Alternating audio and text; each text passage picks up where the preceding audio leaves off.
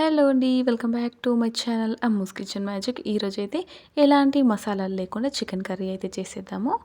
ముందుగా ఒక ఫ్రెష్ చికెన్ని హాఫ్ కేజీ తీసుకోండి. ఇందులో పసుపు, అలాగే కొద్దిగా కారం, కొద్దిగా అంటే హాఫ్ కేజీకి ఎంత సరిపోద్దో అంత వేసుకోండి.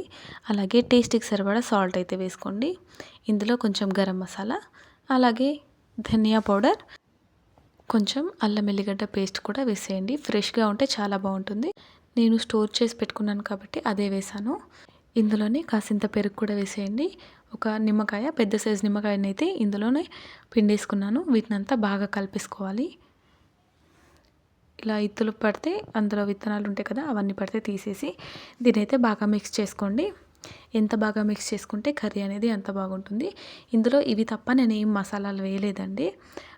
అలాగే లవంగాలు, దాల్చిన చెక్క ఇవి ఏమీ కూడా వేయలేదు. అలాగే కర్రీ చేశాను. కాకపోతే చాలా బాగా వచ్చేసింది. ఇలా కలిపిన దాన్ని అయితే ఒక హాఫ్ అన్ అవర్ పాటు పక్కకు పెట్టుకోండి. ఖచ్చితంగా పెట్టాలండి, అప్పుడే టేస్ట్ బాగుంటుంది. ఇప్పుడైతే ఒక కడాయి పెట్టేసుకొని ఇందులో సాజీరా వేసాను. అలాగే కొంచెం బండ పువ్వు ఉందని వేసాను, లేకపోతే వేసేదాన్ని కాదు.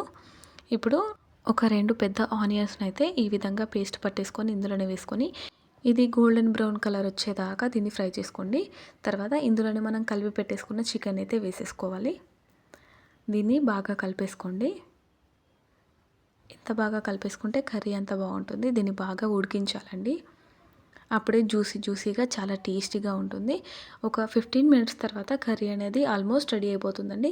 మీకు వాటర్ కావాలంటే యాడ్ చేసుకోవచ్చు. యాడ్ చేసుకున్న తర్వాత మళ్ళీ ఒక 15 మినిట్స్ పెట్టుకోవచ్చు. నేను అంతగానం వాటర్ వేయలేదు కాబట్టి నాకు కర్రీని 15 మినిట్స్లో అయిపోయింది. చూడండి, కొన్ని వాటర్ యాడ్ చేశాను కాబట్టి కర్రీ అనేది తొందరగా అయిపోయింది. చూసారా ఎంత బాగుందో కర్రీ అనేది. ఇలా ఎప్పుడు చేసుకున్నా సరే ఈజీగా అండ్ టేస్టీగా కూడా ఉంటుంది. మసాలాలు అవసరం లేదు, గుండెలో మండుతుంది అనే వారికి ఇదైతే పర్ఫెక్ట్ అండి. చివరిగా కొత్తిమీర వేసేసి సర్వ్ చేసుకోవడమే. చాలా టేస్టీగా అండ్ ఈజీగా చేసుకోవచ్చు. Thanks for watching.